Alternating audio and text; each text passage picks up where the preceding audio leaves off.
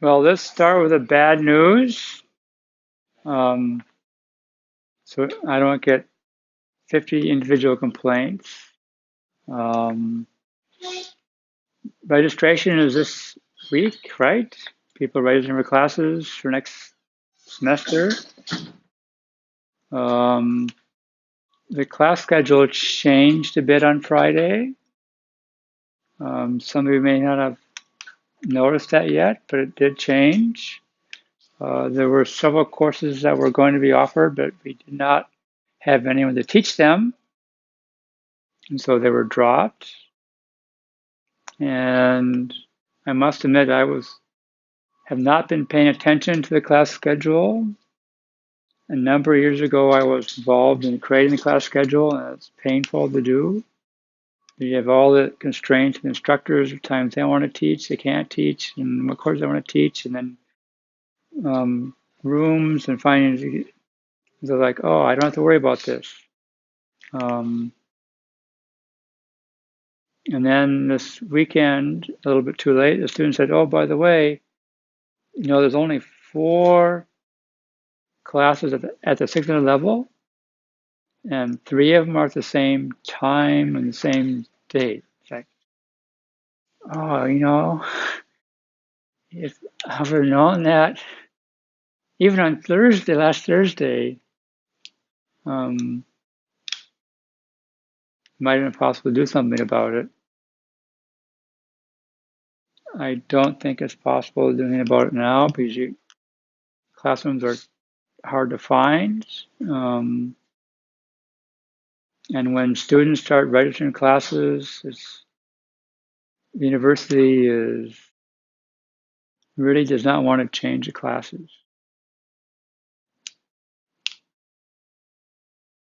So the 600 level options for next semester are thin to start with. And the fact that 3 of them start at the same or meet the same time makes it even thinner.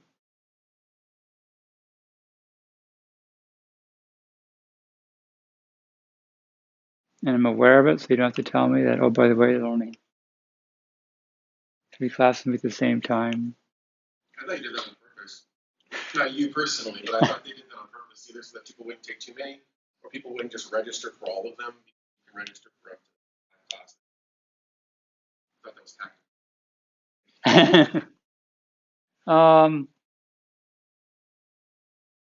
Part of the problem is that historically we try and offer a lot of classes in late afternoons or evenings for working students, and that gives you very few time slots to put classes in. And then what happens, instructors usually get tied into a Tuesday, Thursday, or Monday, Wednesday teaching schedule. And so all of a sudden, there's like 2 prime spots each, right? So there's 4 sort of prime time slots. And then when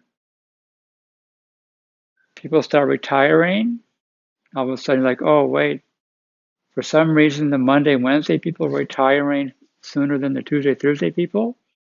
Right? I mean, plus we have people who are, because it's early retirement program where you teach you work like basically 1 semester and then another semester off. And the last 2 people do that only teach in the fall semester. So all of a sudden, spring semester, they're gone. And then there's one faculty reduced course load because on paternity leave, and another one's got grant money buying out, and all of a sudden it's like,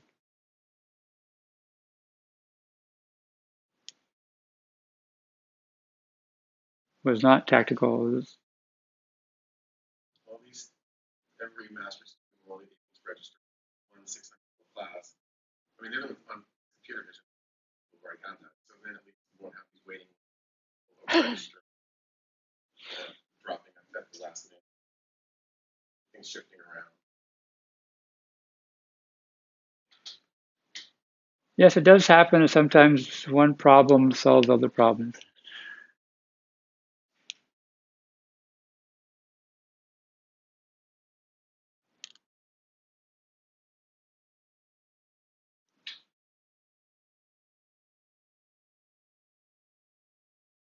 But the people new to the schedule were informed, like, wait, you need to worry about when classes are.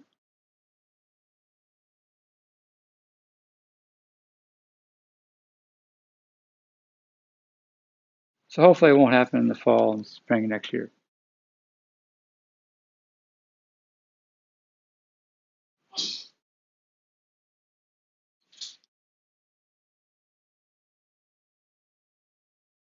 So any questions? What's the rough outline on, just because things are getting kind of crammed towards the end of the semester, for the last two homeworks that we have and being back for other homework? It's a rough outline of.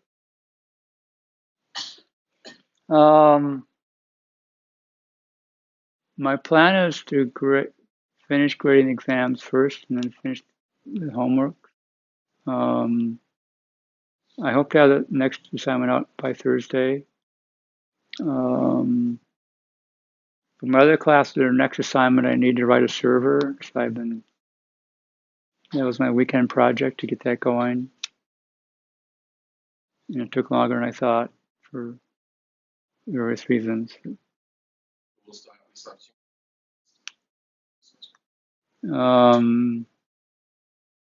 Yeah, hopefully, but things are getting tight. They won't be as big as last assignment.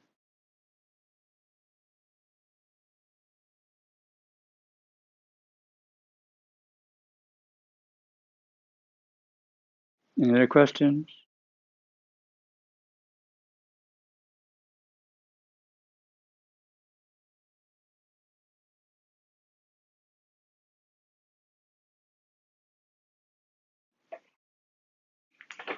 And then we can start with today's XKCD comic. Um,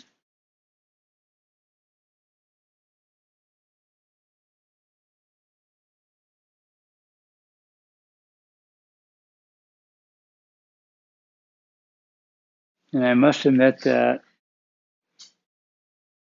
the class portal I use is in the abyss stage.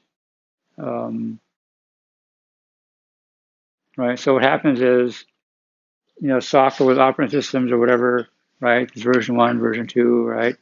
And at some point, the company says, well, we're no longer going to support version X, right? It's too old.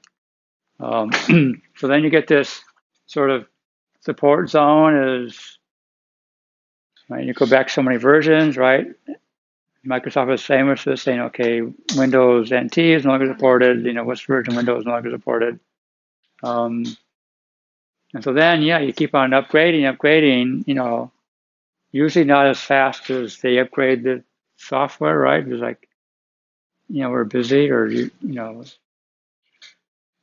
But what happens when they drop support for a feature you really need?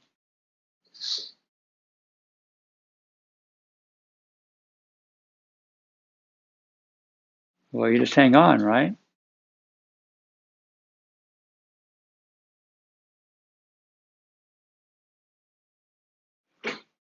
So I think one of the longer examples I know of just recently announced that like the missile defense system in this country finally got rid of floppy drives.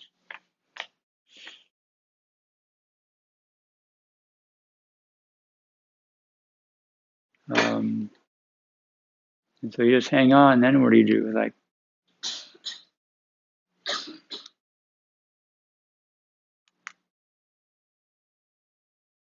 so the reason, so the web portal has a feature that I use, which they dropped years ago. And so like, do I update it to rewrite it to get rid of that feature or not? Or you just keep going the current version? I've been doing that, but then they lost that version I'm using no longer has a valid certificate, so it can't send email.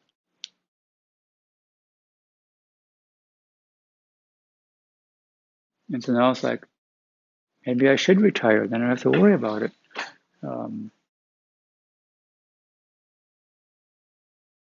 The other hope is that they actually get a reasonable content system on campus for courses, so we'll see.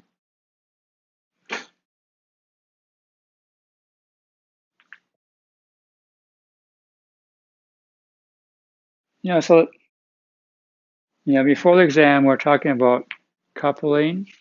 So I talk about cohesion. I mean, it sort of people have been trying to figure out, how, what does it mean for software to be good, right? And so coupling and cohesion are two concepts they came up with, sort of measure that, or some sort of concept that we can grab onto. And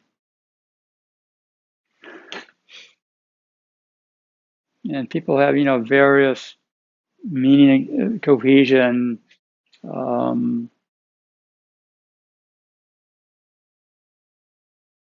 It's just how well do things belong together, right? How well they fit together.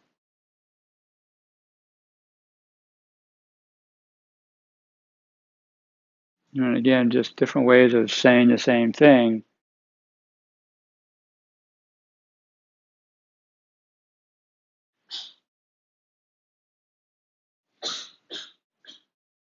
It's highly cohesive if the components sort of fit together, high degree of functional relatedness. I mean, they're somewhat related, right? Was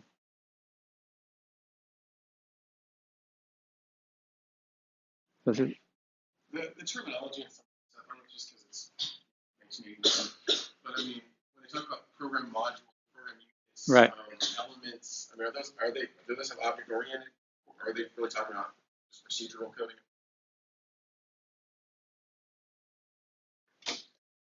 Yeah, typically they're talking about procedural programming, but they use this terminology in part to try and get above the current level of whatever's going on, right? Because what's a module today may be completely different in 10 years, right? They seem to talk about modules as kind of like a very small, Right. Yeah. they're like a package, It's not. API or Yeah. So in our context, we'll talk about the module being a class, right? they seem to be very small. Yes. Sometimes they're talking about functions, sometimes they're not, right? Even in the 80s, right? Ada had packages which would fit together, and so it really depends upon. That's why they don't want to say function, right? Or method is like It's the purpose they're trying to vague. Yeah. Yeah. Right.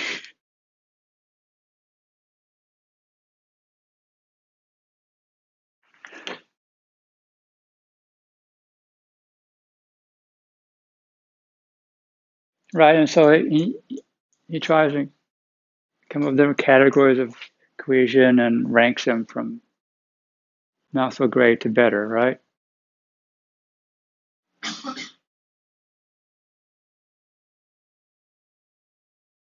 And coincidental is just, well, they're there because we stuck them there, right, for no good reason. Um, and then it says, an object, well, we just sort of put things together, right? Um,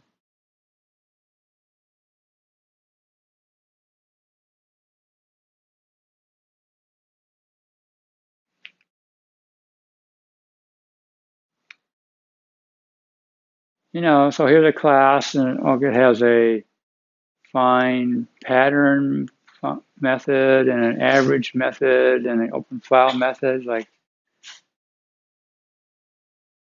what do those things have in common, right?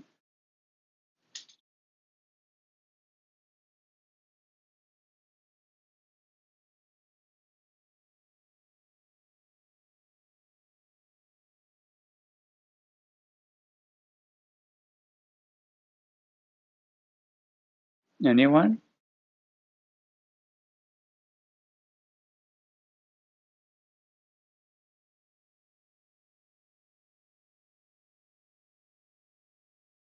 Why?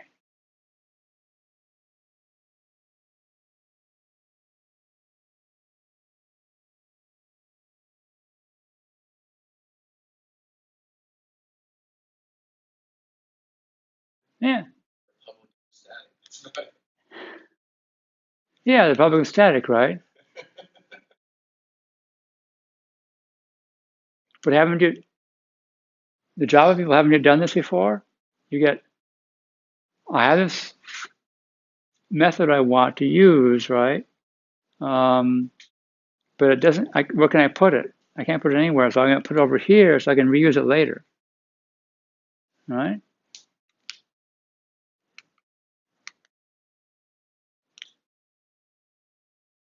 And, oh, what does ROUS stand for?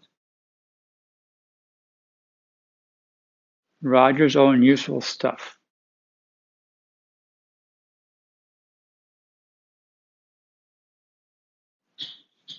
You know, so it's like every most kitchens have this one drawer, right? Where it's like, where does this go?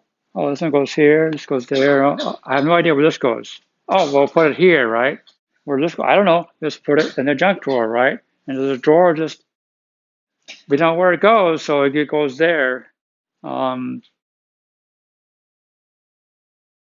it's not like putting all the forks and knives in one place, right?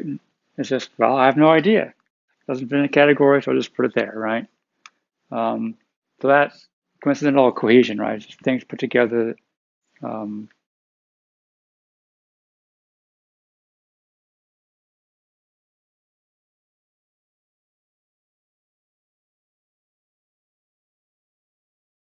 is logical cohesion. Um,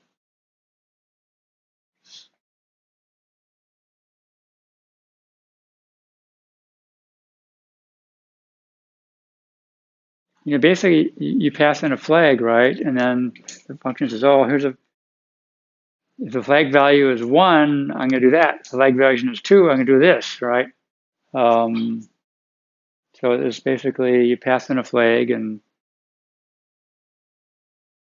why are these things put together? Well, because the flag is the one that specifies which one you want to do.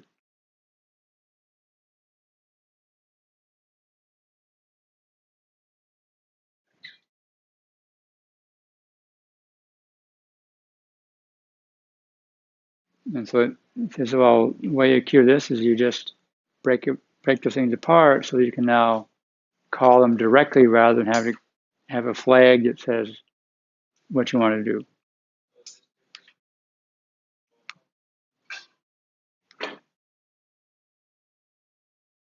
Yeah, that's a good question. How is this different from control coupling, right? Well, here we're talking about it's not the relationship between this function and the outside world. But that's what we're doing with control coupling, right? It's like, oh, the outside world is now coupled to this function by that flag. And then we have to know what that, we have to know internally, 1 means this and 2 means that. What we're talking about is how well do things inside this function or module fit together,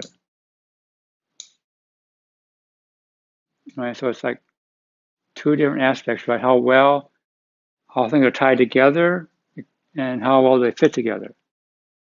So the reason though that this is logical cohesion and not some higher level is because the only reason that these things belong together is because they're switching.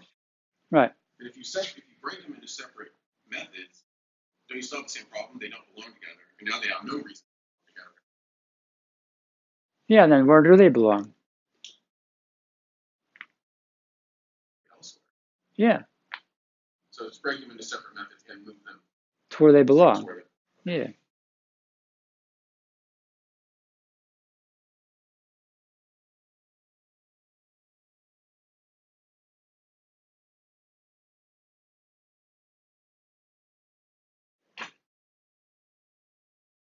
So it's slightly better than just random stuff together, right?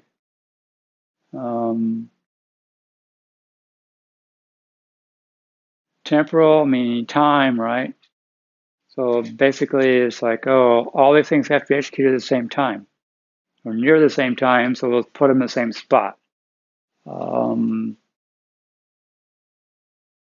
And the common case, you start up with a program, right? And then the program has to do a bunch of stuff to start up. Then when we exit the program, you have to clean things up, right? So that initialization, right, becomes, if you put those in one function, that becomes a temporal cohesion, right? And so, the common examples are starting up and shutting down. And then it's like, well, why are all these things together? Well, because they have to be, all these values have to be set for the program to start.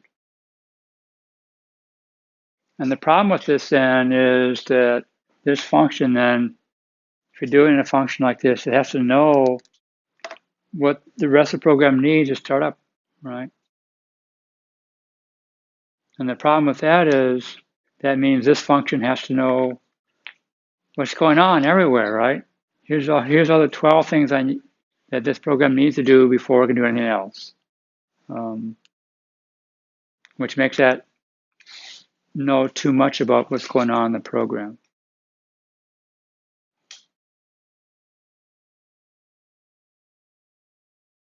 And so it says, right, the cure is to have constructors and destructors.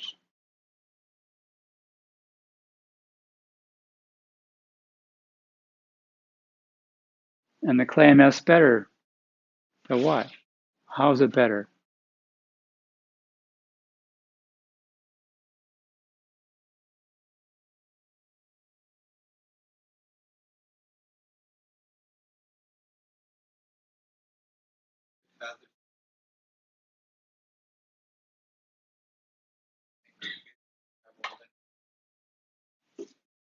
And why is that better?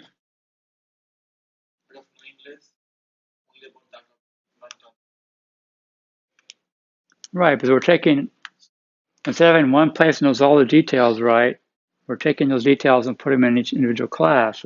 That class was what its details, right? And so then your initialization procedure is creating those objects, right?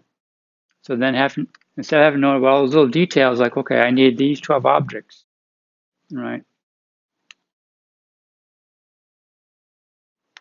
And so it becomes easier to deal with because we're not having to worry about all, set foo equal this value, set this window environment, that variable, that variable. It's like, oh no, I need a foo object, and that will then worry about its details.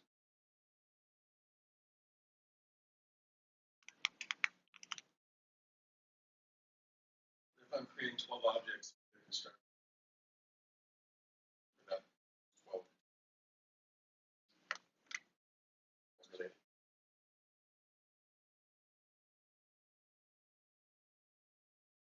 Perhaps, but we're dealing with less detail. We're dealing with less.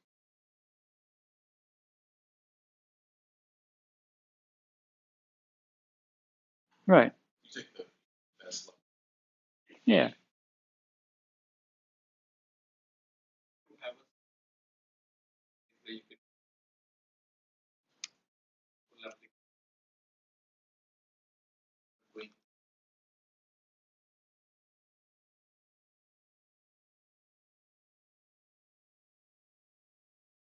Well, the problem is when the program becomes significantly large, right?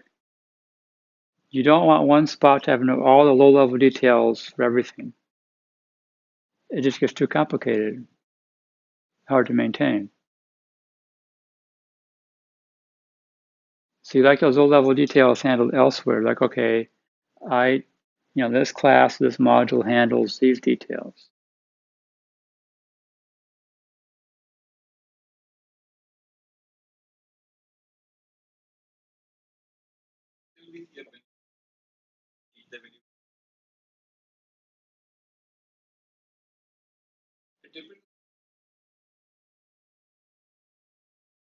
Yeah, now we have to talk about the data and the operations, right? So an application starts up, it may need information. You know, which windows were open last, right? So you want to display those windows again, what the contents of the windows were, the location. And so when you look at a big application, they'll have configuration files, right? Because that one big long file becomes complicated because now you have to find things. So like Apache, there's not just one configuration file. It's like there's a bunch of them for different aspects, right?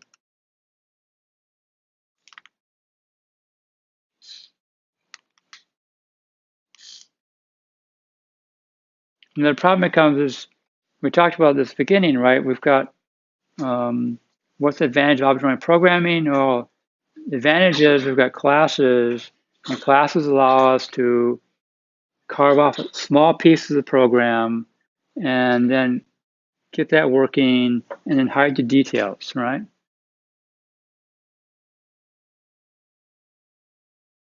And so when we start the program up, do we want one spot that has to know all the details of all those objects? Well, the whole point was we can isolate those details so we can get it working and forget, I don't know what those details are anymore, and I can forget about it.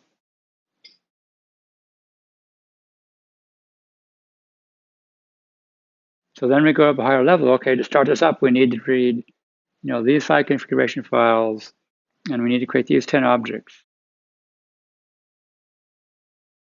What are the details of objects? I don't know. It's like, okay, I just need these 10 objects,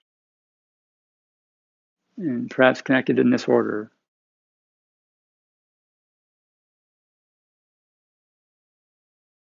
But as soon as you get one spot that has to know everything at a low level of detail, that gets hard because now instead of having to carve things off and forget about them, right, and just look at the public interface, like, okay, now I need to remember all those fine level details I need to get set up, start with.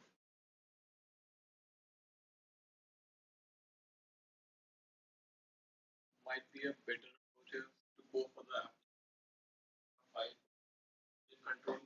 If you are all the same place, you can default. So now I have a single place where I can use the same place.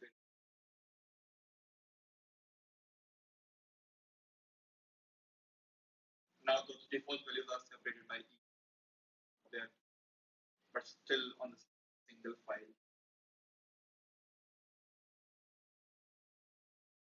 Well, I'm not sure what you mean by a file, but yeah, when you, Like, for example, application, right, in that file where we're creating all the default values for all the beans. right. So now application contains a single file which has the values. All the values are segregated by the beans. It's kind of a better for both of them.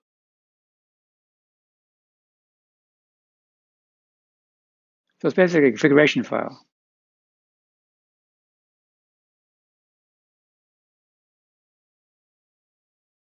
So again, That's it.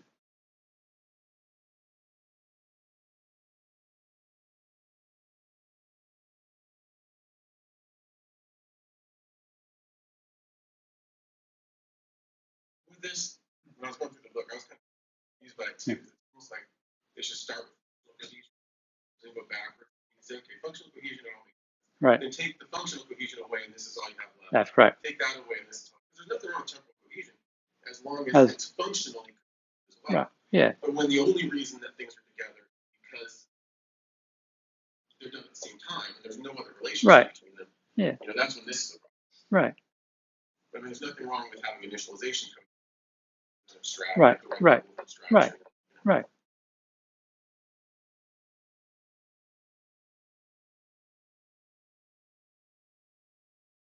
And you have to keep in mind that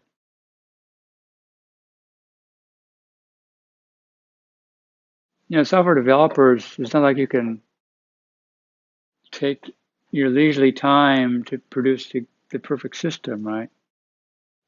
Operating under constraints. And so there'll be times when, yeah, you're not going to be able to get parts are not going to be functionally cohesive, right? I mean, we've all done that, right?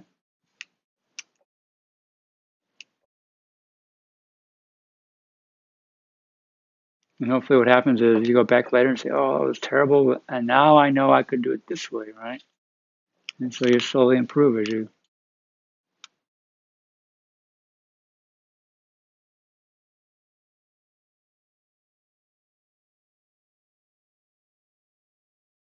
All right. Yes.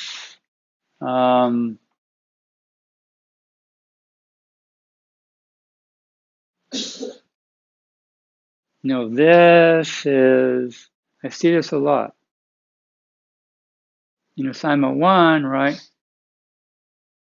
Why did your priority queue have a print statement?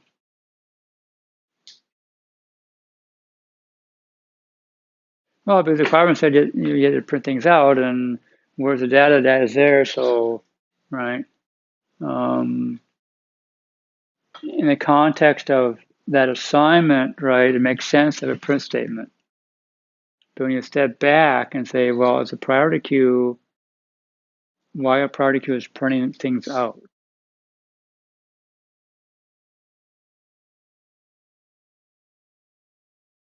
So in my mind, it's like, okay, I have a, it's like, oh, I have a task to achieve, and then I'm going to start with step. First, I do A, then I do B, then I do C, then I do D, right? And then it comes to D. It's like, okay, I'm going to do it right there because that's where I'm at, right? In the context of that thing I need to accomplish, right? It makes sense. But as soon as you step out of that context and say, to the priority queue, we have a print statement. And the answer is no, right? I mean, the priority queue is just is a priority queue, and you put things in, and they come out in the right order. And then if you need I/O or display it or something, and then you handle that separately.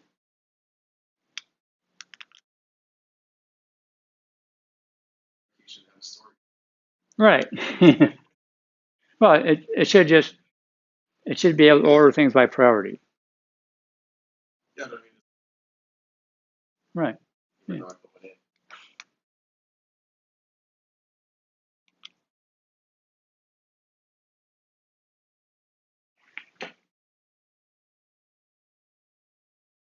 And so, yeah, previous year, I had students create a linked list, and it's like, oh yeah, I mean, a linked list should have an add and a get, right, or whatever you want to call it, those accessors. An iterator makes sense. Um, what? Right? If you're not working on the assignment, right, it's like that doesn't make sense, right?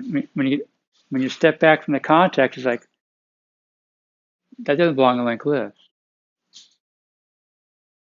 But when the assignment was to create a linked list of student objects, and you had to figure out who was on probation, then okay, right? It makes sense in that context.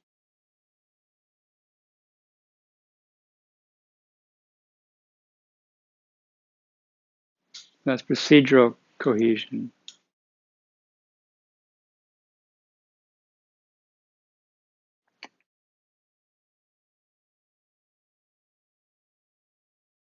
It's interesting because I think that's one thing that I would look at. I think, you object oriented, a lot of times you think at the high level, you're thinking of Right. design level, but then when you get into your method, procedural.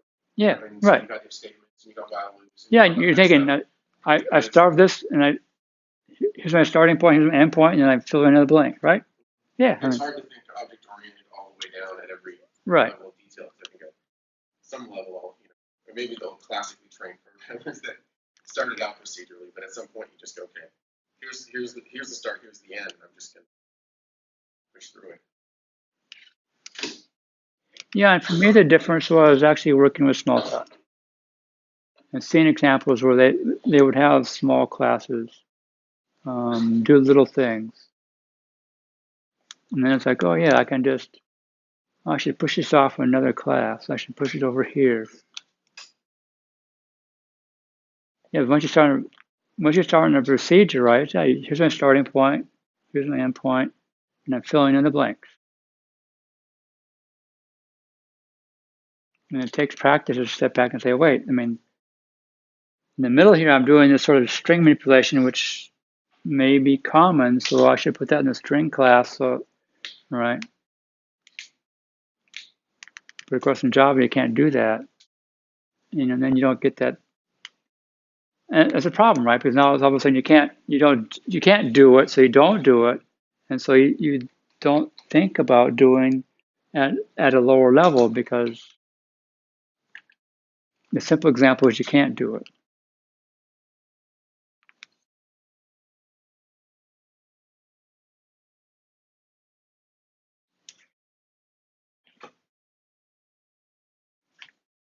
But it's just, stepping between the two roles, right? It's just I'm on step 1, I need to step 10, I'm filling in the details, right? That's writing a program, right? Class builder is like, okay, what classes make sense? So it can be what classes help me build up building blocks I can use to write my program.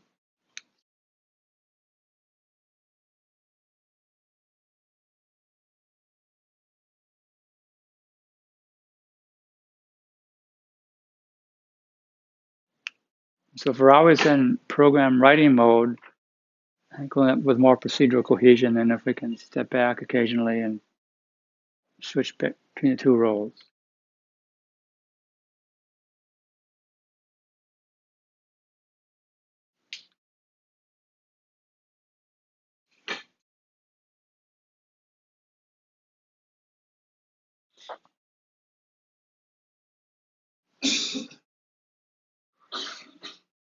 This one's a little confusing.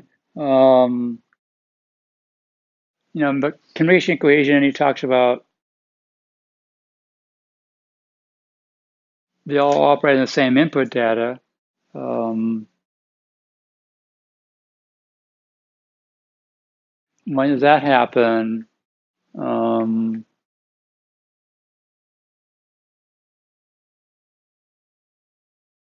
how does polymorphism solve it?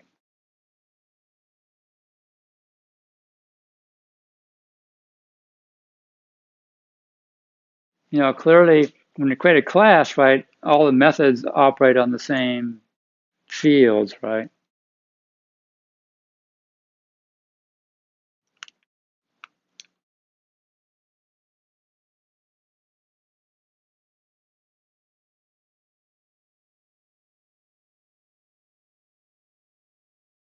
The way I kind of read it, you've got a function that takes an input, you got to it, or Right. related, and then you want to return out some line up to level one method. Right. But then in that definition, I don't see how. Right. Yeah.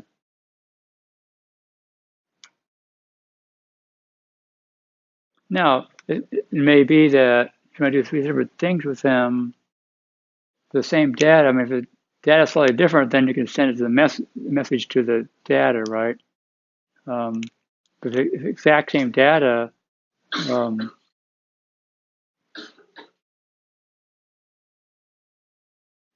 there's no polymorphism. It's the same.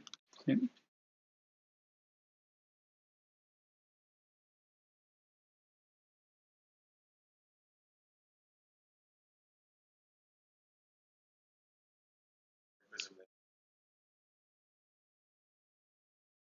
least in cluster, they got pure Abitonian.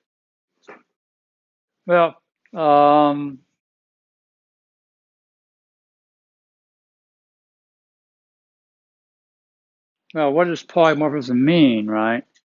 The meaning has somewhat changed over time. If you go back to the meaning of the word is many forms, right? So initially, people talk about polymorphism. They meant, well, I could have I could write 3 functions of the same name, and those, I mean, you get multiple forms related, right? And then object-oriented programming came along. Well, then now we can do the same thing with classes. Have 3 different classes, right? That implement the same interface. Now they're interchangeable. And so it depends upon the when we're talking about.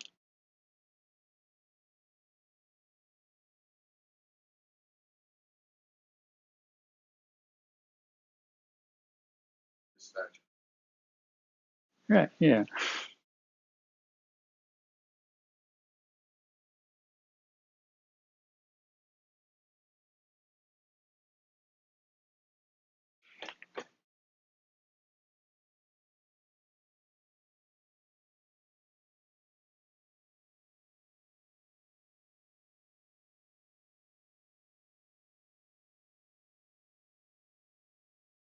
Well, here it's right. It's like you get one function that returns a value, and you take that value, and then you pass to the next function, right? And it gets right. Um,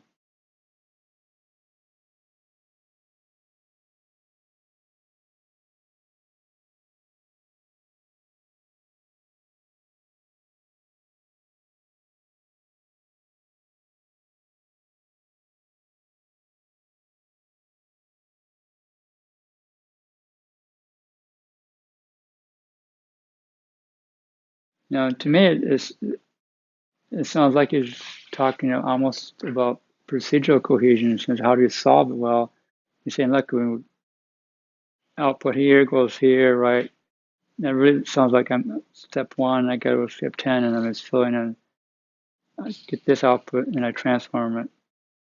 And the functional people do that a lot, right? They get these pipelines where you input this value, and then the first function takes it in and returns a value, and that goes input to the next function, right? This reminds me a lot of the Java streams. Yeah, right, exactly. Right, yeah, yeah, exactly, right. It's like, okay, I set up this pipeline of processes, right? And I pour in some data at the beginning, and it goes to the first one, and the result gets piped in the next one. Yeah. So this isn't necessarily bad. Well, remember, we're climbing up towards the ultimate goal, right? But you can't have an entire program that's all functional. Right. No. So at some point you have to back down. And Right. Make it. Yeah. So I said, yeah, I mean, the functional people do this a lot, right?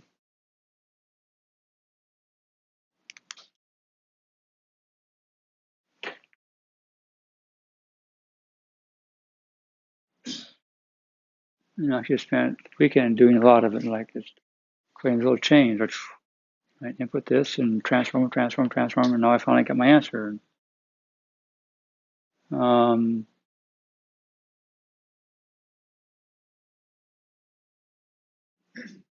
Chain of responsibility sometimes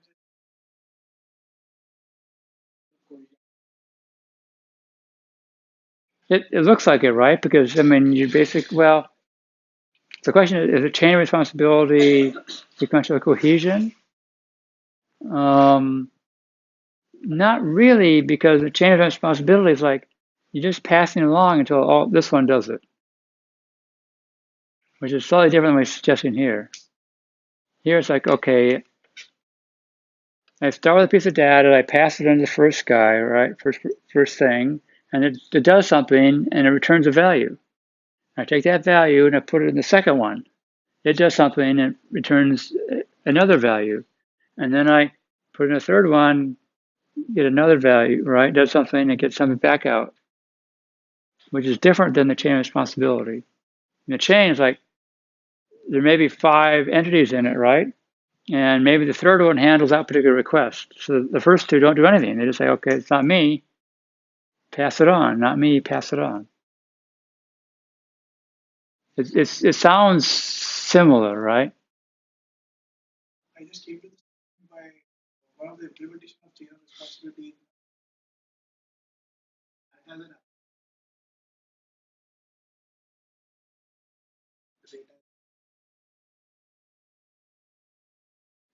Because every filter does his own job and passes. Right. Yeah, so pipes and filters is related to, but slightly different than chain responsibility, right? Yeah, pipes and filters do exactly that, right? I mean, literally, it's just identical. It's like you start with a piece of data, you pass in the first element, right? And it does something and it returns something else, right? And then you pass it on to the next one. And it just, like Java streams, right? It's just you start in the beginning and data gets flows through each one and it gets transformed or replaced and all kinds of stuff. And we collect the answer and there it is, which is,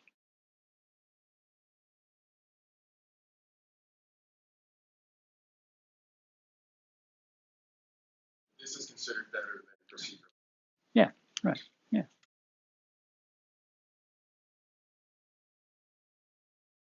And then you get, functional cohesion where,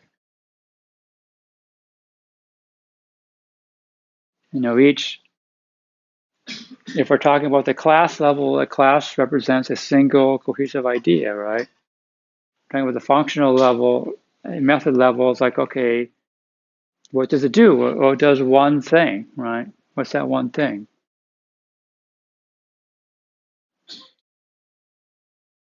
Well, it's a priority queue. I mean, so what does sorting have to do with priority queue? Nothing, right?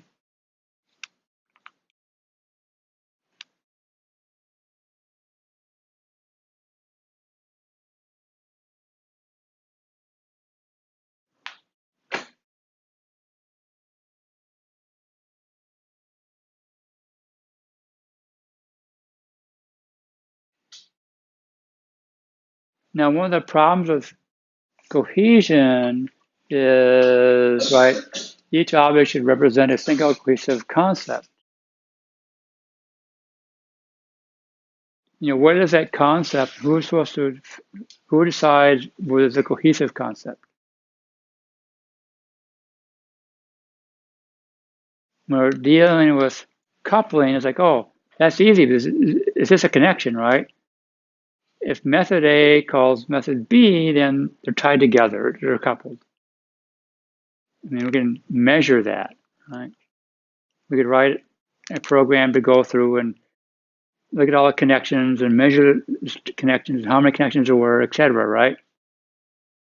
But here it's like, oh, no, we need someone to say, this is a cohesive idea.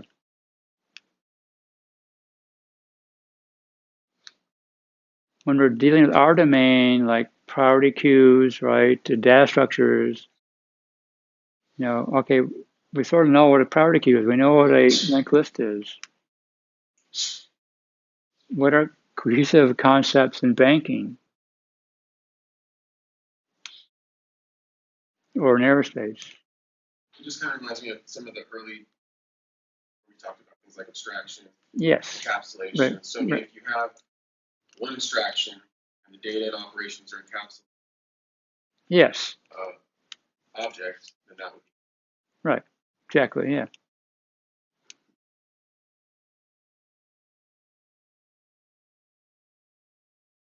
But it does take, a few lectures ago, it does take domain. A lot of times it's helpful for a firm to have domain knowledge. Yes. Exactly. Yeah. I mean, otherwise you don't know, right? I mean, like I said, if we're dealing with data structures, right, or algorithms, we're trained in that, right? We've got courses we take and operating systems, but you go into banking, I mean, transaction, that makes sense, but I'm sure there's all kinds of concepts, right, that I don't know about or vaguely aware of that. If you're not a domain expert, you're not going to be able to say, oh, that's an important concept that we need to represent in our program.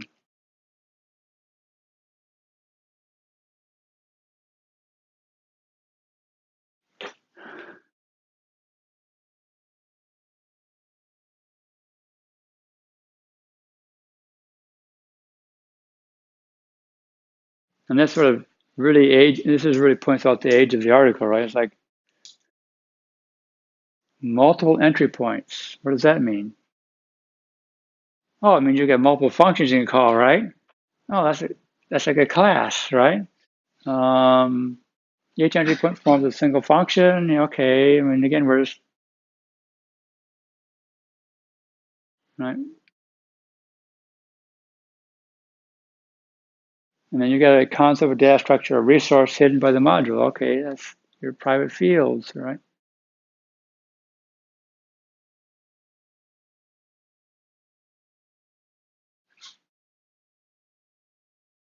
So he goes through and he looks at the classical literature, and then he wants to talk about different types of cohesion that occurs at object level, which you may not have previously, right? Um, and there again, he brings in, I mean, you need a technical expertise. How do we know that an object is cohesive? Well, it has to represent single abstraction in that domain, so we need some domain knowledge to know what those concepts are, right?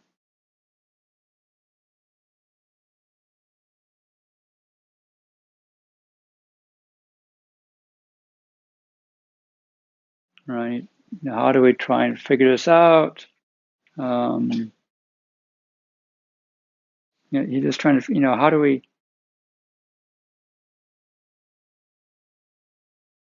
I mean, how do you know, right?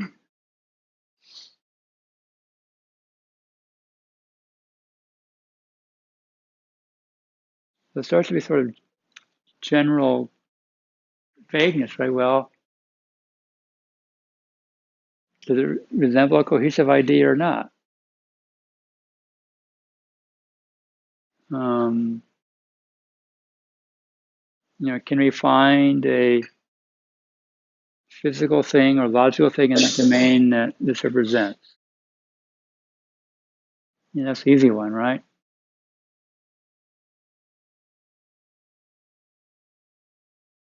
Banking, well, transaction. Okay, we know I have transactions, right?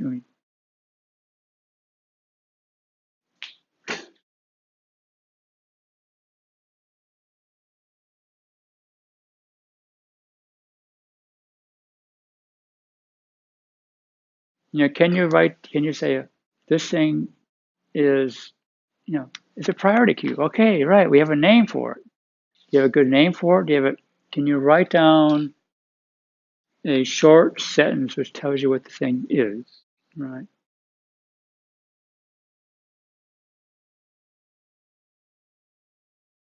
What's the name of the class?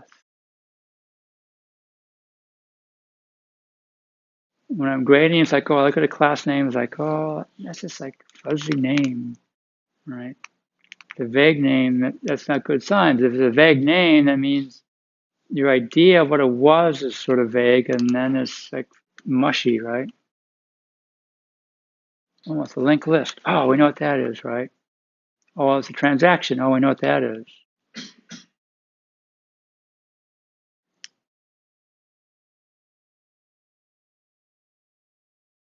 Right. Yeah, but when you get ands in there, that's a sign that you're doing multiple things, right?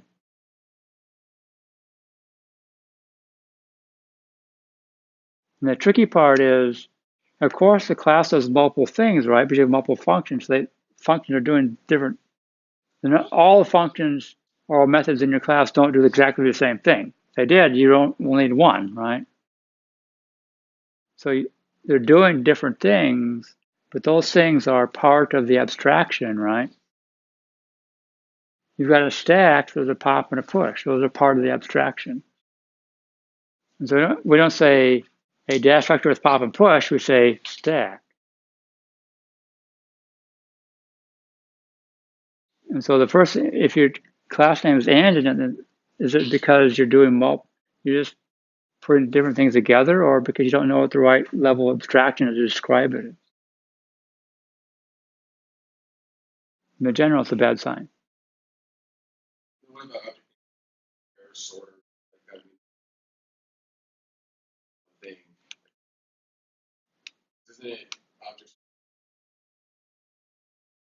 now not and then you can also cheat by putting ER at the end of the verb.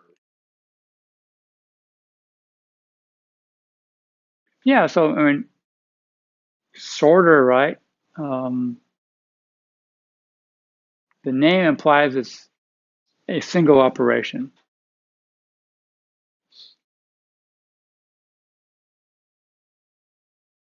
And we can ask, why is it um, standing alone over here, right?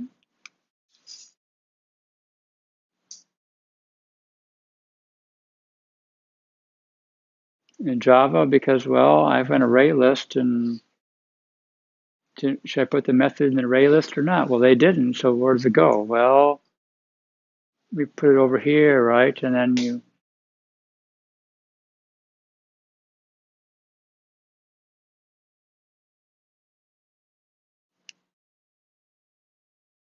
Smalltalk is actually in their collection class hierarchy.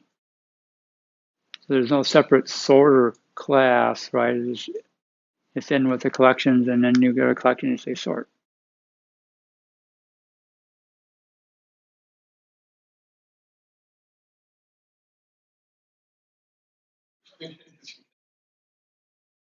Sort isn't really On a collection, yeah. The complication becomes, what do you do when there's a collection that you don't want sorted, right? And so in Smalltalk, there's a sorted collection, which is a subclass of a different type of collection. Um, and so what if you've got a collection which is not the sorted type, and all of a sudden you want it sorted? Well, you convert it as sorted collection, and then you can sort it.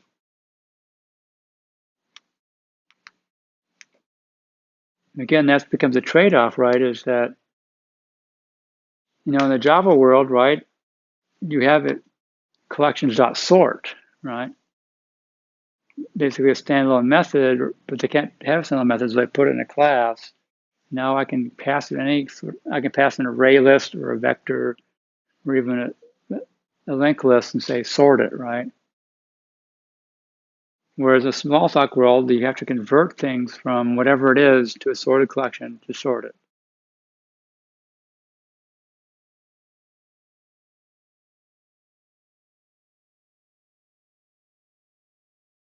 Right, so he'd say it's more cohesive, right, to have a sort method connected to the data, but there are trade-offs. Java world decided, okay, well, how often you want to sort things? Not all the time, so we won't put that in an array list or vector. But we need to put it someplace, and it's not C++ where I could just have a separate function, or Python where I can have a separate sort function, right? So I had to put it in a class someplace.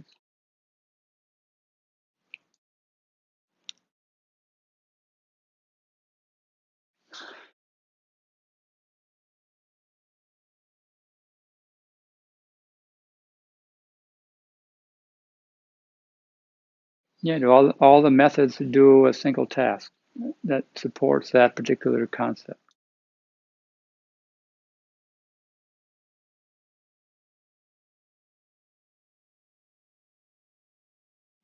Yeah, and can you pull it out of its context and examine it, and it still makes sense as a concept?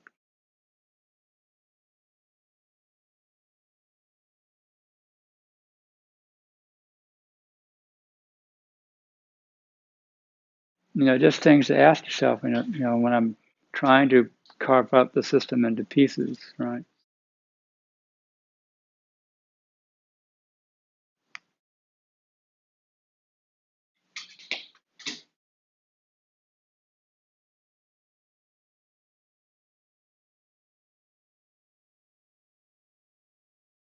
Do we have pieces left over, right? I mean, there's always this, classifying things like, oh, where does this go, right?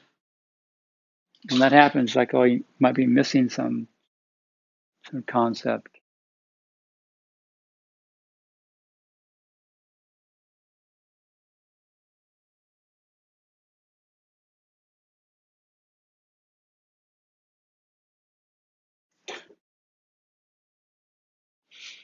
Yeah, this is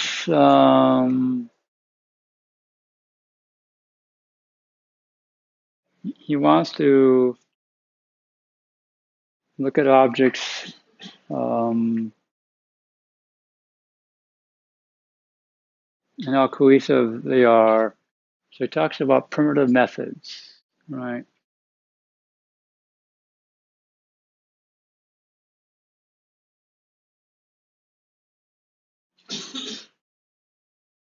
Something that you can't do efficiently um, in pieces. You have to do it one spot, right?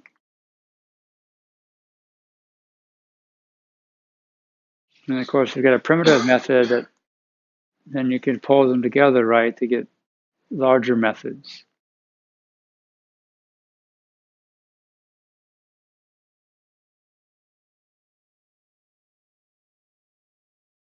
And he talks about, yeah, what's this minimal set of primitive methods you need to make this thing work?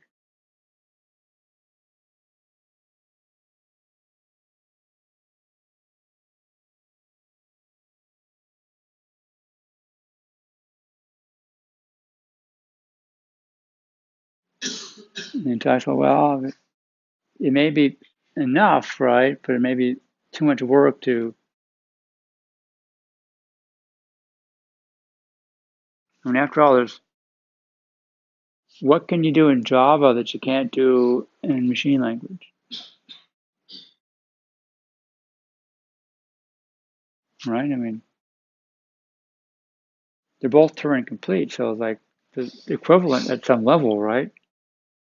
Plus, I take a Java program, I can compile it down to bytecode and then translate that into machine code, and so I have a program which is equivalent. But it's too, I mean, it's too awkward to deal with that at that low level. So that was even though it's sufficient, I can set of methods is enough to get done what I need to do, right? In that concept, it may be just too much work. Um,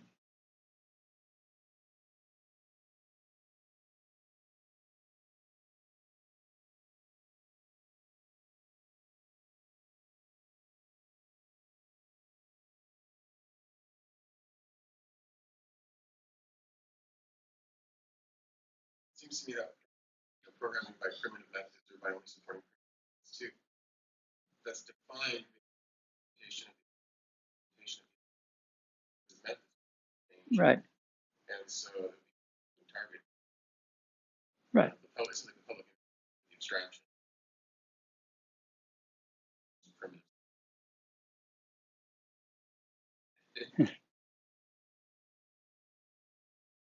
Yeah, so he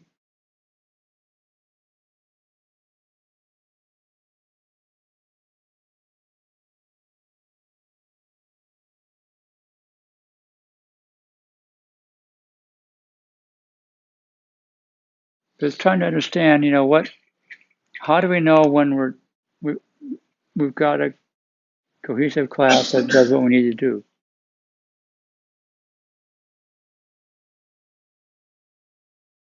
right? So the idea of complete set of primitive methods, right?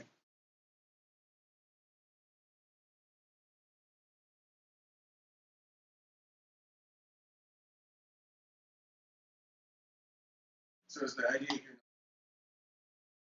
objects that do multiple, a method that does multiple things, it takes a parameter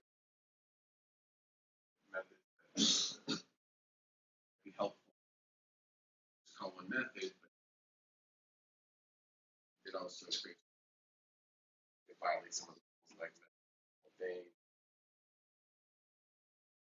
I mean, you could have an API, it almost reminds me of the slot pattern. You could have an API that has, here's an API and here's a method to set everything up, and it takes a bunch of parameters. It does more than one thing. But if you program to that, then you're violating something earlier. That's bad. Well, that's the important part is why is it bad, right? Maybe not both. Well, for me, the problem becomes it's engineering, right? We call it computer science, but most of what we do is engineering. We build things, right? And when you're building things, you're always making choices, right? There's always many different ways to accomplish the same task. And so the question is, which one do we choose? We always can't have perfect cohesion and coupling, so we're always making choices. Right? So the question becomes, if we don't understand, why this is better than that, then how do we make those choices? Right? And the problem with having large composite methods is, well, let's see, one is the longer the method gets, the more likely there's an error in there, right? And it's going to be harder to find and it's going to be harder to test. I don't know if I told you about there was a local company where their main product had a main function, which was literally thousands of lines long. I mean, I forget if it was 5,000, 10,000. I mean, I forget the exact number, but literally the only person that could touch that method and not break it completely, such a way they could never fix it, was the guy who wrote it. I mean, no one else could touch it. They touched one little thing, and things just broke all over the place. It was just too complicated, right? It was too big, and really they had to rewrite it from scratch. You could not. The only person that could deal with it was that one guy, and it was so complicated, intertwined that you tweaked this and it broke something way over there. Right, so that's one problem, right? It's harder, it's more error prone, it's harder to write, harder to maintain and modify. And we're talking code reuse, the bigger it gets, the less likely you want to do those same operations again in that same order, right? Yeah, I'm not saying you have just that. Yeah. You have both primitive Yeah. operations, and if they're usually called in this way, Then yeah, right. You have help. Yeah, right.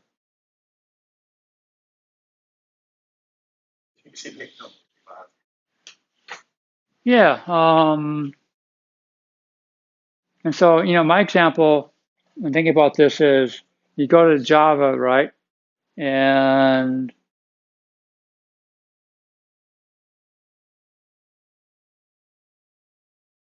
if you subclass abstract list, and you create those 6 methods, right? Then you get a working collection, right? So basically, that's all you need, right, to actually implement the collection.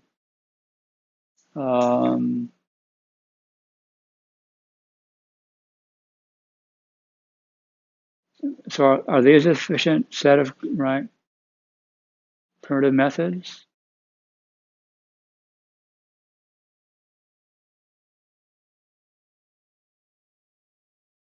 Well, you probably don't want to program with just those methods, right? Now, in the array list, here's the list of methods you get, right? This is a bit more usable than previous set. Although the previous set, right, you could do all these methods can be implemented using just that smaller set.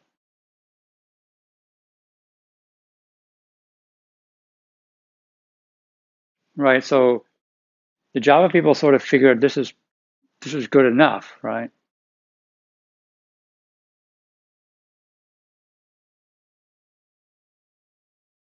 Now let's say there's one Ruby person in the class.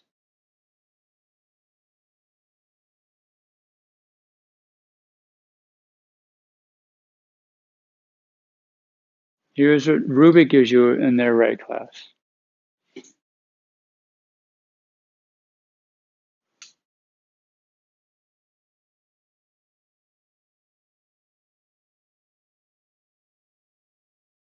It's significantly larger, right?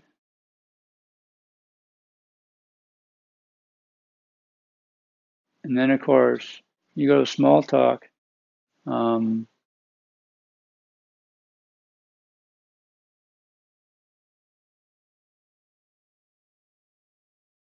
know, that's just the first slide. And actually, there's just third slide.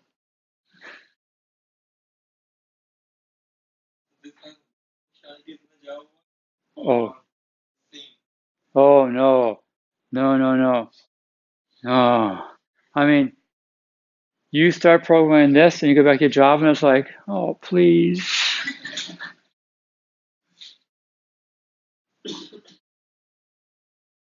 You know, and in part because you have things, all the Java streaming things, they're already there and more. So the functionality of Java streaming was already in Smalltalk and a lot more. You know, one of my favorites, where is it? PQRS.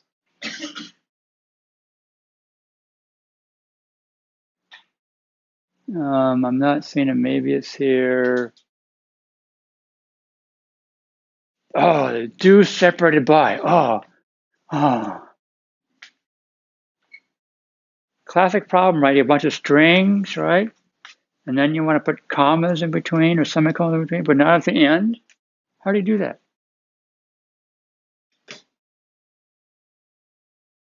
Oh, you do a for loop, right? But you stop at n minus one, and then when you get, and then you get the n and tack it on, right? Oh, come on. You've all done this, right? Something like that. That's do separated by. That's it. That's not limited to strings, right? So No, it's any collection. you give it one statement to do for everything, and then another statement in between. Yeah, and so yeah, it's very nice, very handy. So let's have more functionalities, more functions. More functions, right? And so the question is, and he talks about, you know, creating this primitive set, right? This complete primitive set. You know, what does that mean? And the Java people and the Ruby people and the Smalltalk people all came up with different answers. But we never consider that we set up at any. Yeah, it gets hard because now we have to know what the domain is and what are all the operations you want to do in that domain on that thing, right?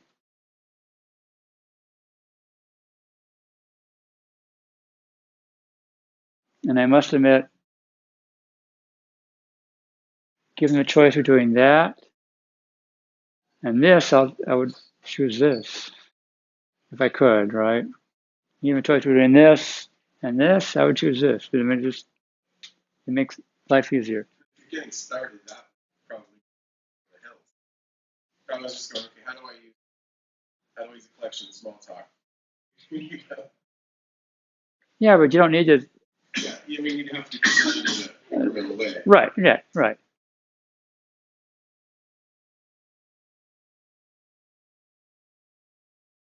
So cohesion is hard to, I mean, it's harder to deal with, right? It's hard.